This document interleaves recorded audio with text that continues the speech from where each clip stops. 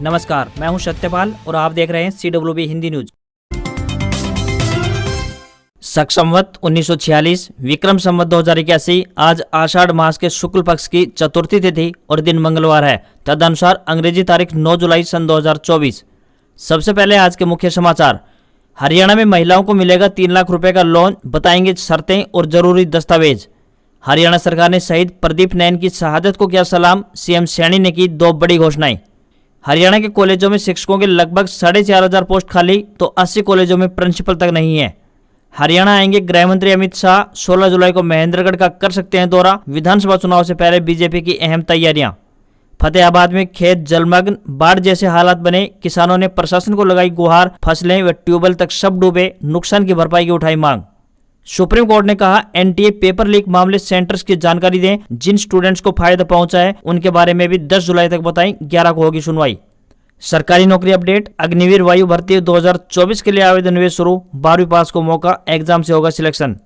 राहुल गांधी बोले, मुझे नहीं लगता मणिपुर के हालात सुधरेंगे, ग्राउंड लेवल पर कोई इंप्रूवमेंट दिखाई नहीं दे रहा है। PM मोदी 1 या 2 दिन का वक्त निकालकर यहां आए। मुंबई में 6 घंटे में 300 mm बारिश दर्ज, 50 फ्लाइट्स तो 5 ट्रेनें कैंसिल की गई, स्कूल कॉलेज बंद। वहीं 4 धाम में 6,000 श्रद्धालु फंसे, तो 11 राज्यों में तेज बारिश का अलर्ट जारी। और PM मोदी 5 साल बाद रूस के 2 दिन के दौरे पर पहुंचे। मोदी मंगलवार को 22वें भारत रूस वार्षिक सम्मेलन में हिस्सा लेंगे। और अब खबरें विस्तार से। हरियाणा में मानसून की रफ्तार 3 दिन तक धीमी रहने वाली है। फिर से यानी 12 जुलाई को मानसून की सक्रियता देखने को मिल सकती है। तापमान में हल्की गिरावट दर्ज की गई है। सबसे ज्यादा 65 mm बारिश सिरसा में दर्ज की गई है। तो वहीं हिसार स्थित हरियाणा कृषि विश्वविद्यालय कृषि मौसम विज्ञान विभाग ने जानकारी देते हुए बताया कि 12 जुलाई तक प्रदेश में मौसम परिवर्तनशील बना रहेगा। 9 से 11 जुलाई के मध्य मानसूनी हवाओं की रफ्तार सुस्त पड़ जाएगी। इस दौरान पश्चिमी दक्षिणी जिलों में बीच बीच में आंशिक बादलवाई देखने को मिल सकती है तथा हल्की बारिश की भी संभावना बनी रहेगी। वहीं राज्य के उत्तरी जिलों में कहीं कहीं हल्की बारिश भी देखने को मिल सकती है। वहीं 12 जुलाई को एक नया पश्चिमी विक्षोभ सक्रिय होने से हरियाणा, NCR व दिल्ली में एक बार फिर से मानसूनी गतिविधियां तेज होंगी।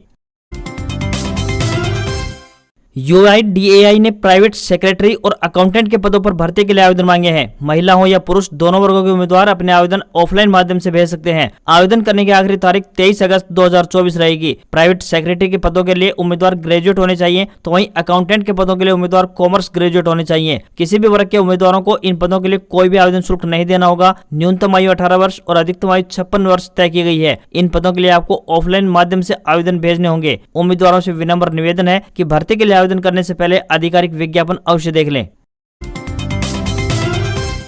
जम्मू कश्मीर के कुलगांव में आतंकियों से मुठभेड़ में शहीद हुए हरियाणा के लांस नायक पैरा कमांडो प्रदीप नैन को जींद की नरवाना विधानसभा क्षेत्र के गांव जाजनवाला में अंतिम विदाई दी गई। उनका पैतृक गांव में अंतिम संस्कार किया गया। बता दें कि प्रदीप नैन माता पिता के इकलौते बेटे थे। हजारों लोगों ने उनकी शव यात्रा में शामिल होकर उनकी शहादत को सलाम किया। तो वहीं भारत माता की जय, शहीद प्रदीप अमर रहे के नारों से पूरा गाँव गूंज रहा था। जम्मू कश्मीर के कुलगांव में शहीद हुए जींद के जाजनवाला गाँव के लांस नायक प्रदीप नैन की शहादत को हरियाणा सरकार ने सलाम किया है। उनके आश्रितों के लिए मुख्यमंत्री नायब सैनी ने 1 करोड़ रुपए की राशि व सरकारी नौकरी देने की घोषणा की है।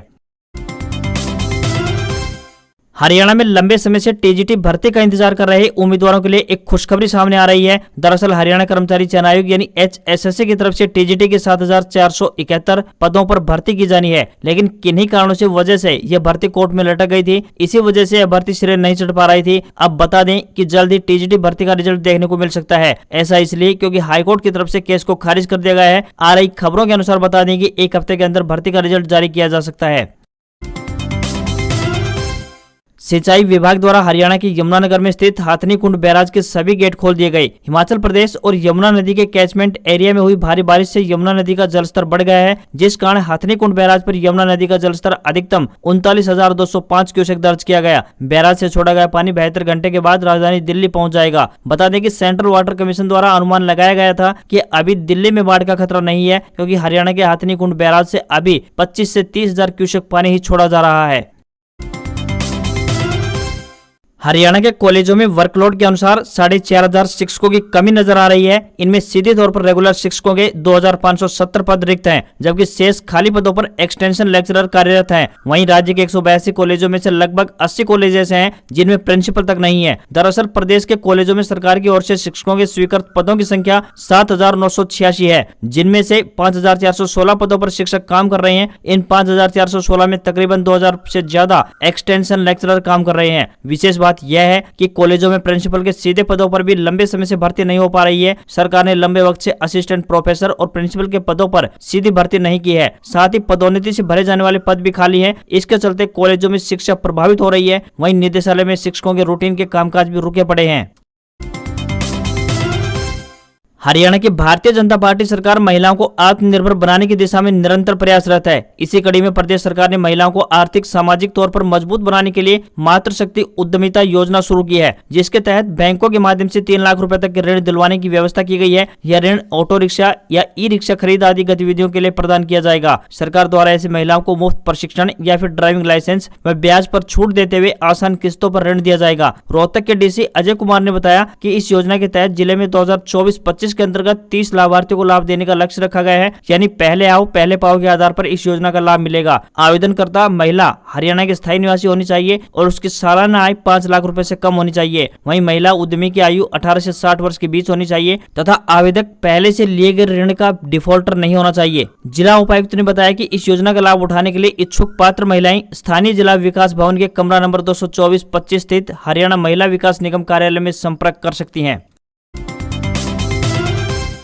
देश के गृह मंत्री अमित शाह 16 जुलाई को हरियाणा के महेंद्रगढ़ का दौरा कर सकते हैं। बीजेपी की तरफ से अमित शाह के दौरे को लेकर तैयारियां की जा रही हैं। हरियाणा विधानसभा चुनाव में तकरीबन 3 माह शेष बचे हैं। 1 महीने पहले संपन्न हुए लोकसभा चुनाव में बीजेपी को हरियाणा में बड़ा झटका लगा है। पार्टी की 5 लोकसभा सीटें घट गई हैं। इस झटके से उभरने के लिए भाजपा की तरफ से लगातार कोशिशें की जा रही है। 17 दिनों के भीतर ही अमित शाह का ये हरियाणा का दूसरा दौरा हो सकता है। दरअसल पिछले महीने 29 जून को केंद्रीय गृह मंत्री अमित शाह हरियाणा के दौरे पर आए थे। उन्होंने पंचकुला में प्रदेश कार्यकारिणी की बैठक को संबोधित किया था और इस दौरान अमित शाह ने कहा था कि वे अगला विधानसभा चुनाव सीएम सैनी के नेतृत्व में ही लड़ेंगे। हरियाणा के चरखी दादरी के नई अनाज मंडी में सोमवार को आयोजित कार्यकर्ता सम्मेलन में भूपेंद्र सिंह हुड्डा ने शिरकत की। सम्मेलन के बाद मीडिया से बातचीत करते हुए भूपेंद्र हुड्डा ने नवीन जयंत को जसपा का प्रत्याशी बनाने पर समर्थन की बात कही। इस दौरान भूपेंद्र हुड्डा ने सीएम नायब सैनी द्वारा करनाल में दिए बयान पर कटाक्ष करते हुए कहा कि सीएम सैनी अपने भविष्य की चिंता खुद करें, वो दूसरों को कमजोर क्यों बताते हैं। भूपेंद्र हुड्डा ने सम्मेलन में संबोधन के दौरान कहा कि हरियाणा में बेरोजगारी अपराध बढ़ने की टीस है। उन्होंने कहा कि कॉमनवेल्थ खेलों में सबसे पहला गोल्ड दादरी के लीला पहलवान लाए थे। चरखी दादरी खेलों की धरती है और यहाँ से आए खिलाड़ियों के साथ अन्याय देखा नहीं जाता। कांग्रेस की सरकार बनते ही पहले पदक लाओ नौकरी पाओ योजना फिर से प्रारंभ करेंगे। तो वहीं हुड्डा ने ऐलान किया कि कांग्रेस की सरकार बनते ही बुजुर्गों की पेंशन 6,000 रुपए, तो वहीं गैस सिलेंडर 500 रुपए और हरियाणा में 2 लाख पक्की नौकरी देने का काम करेंगे। साथ ही एमएसपी की स्थायी गारंटी भी देंगे। गरीबों को प्लाट मिलेंगे, वे पोर्टल बंद करने का काम किया जाएगा। उन्होंने जनता से समर्थन मांगा और कहा कि विधायक बना दोगे तो कांग्रेस की सरकार जनता की सरकार बनेगी।